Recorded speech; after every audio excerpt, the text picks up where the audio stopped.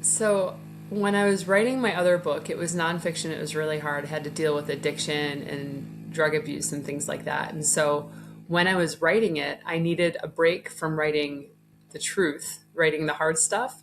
And I was writing fiction along the way. So there were some days where I would only write like two paragraphs from the nonfiction book. And then I would come back and I would just work on stuff that made me happy Yeah, because the other one makes was not sense. making me happy. Yeah, too Hmm. heavy. Uh, it was really heavy. So I just, like I was telling you before we started recording, like I love fiction. It's my first love for writing. My goal is to write fiction books that I'm not ashamed for my daughters to read or not embarrassed for my daughters to pick up. Quality work doesn't use sensationalism in order to sell the books. So I wrote this romantic suspense.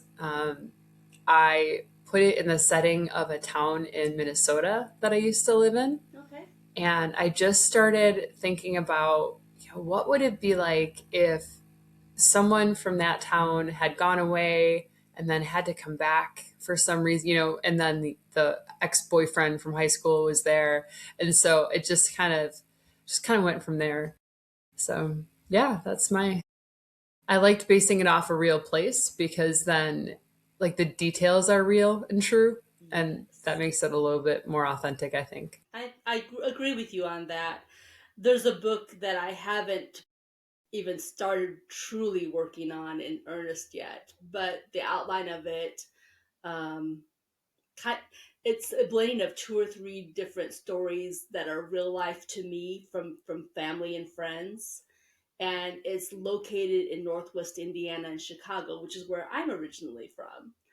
So Okay. a lot of details are, from that source for the same reasons. Just Where that. in Chicago are you from? So Northwest Indiana. I'm from Okay. Chesterton, Valpo, that neck of the woods, All Portage. right. That we're about an I grew hour up in southeast of Chicago. I grew up in Naperville, Illinois, Okay, actually, and went to school in Minnesota. So we were only a couple hours apart, I think, at good that stuff. point. Hmm. Who knows? Maybe we were at Marriott's Great America to get at the same time.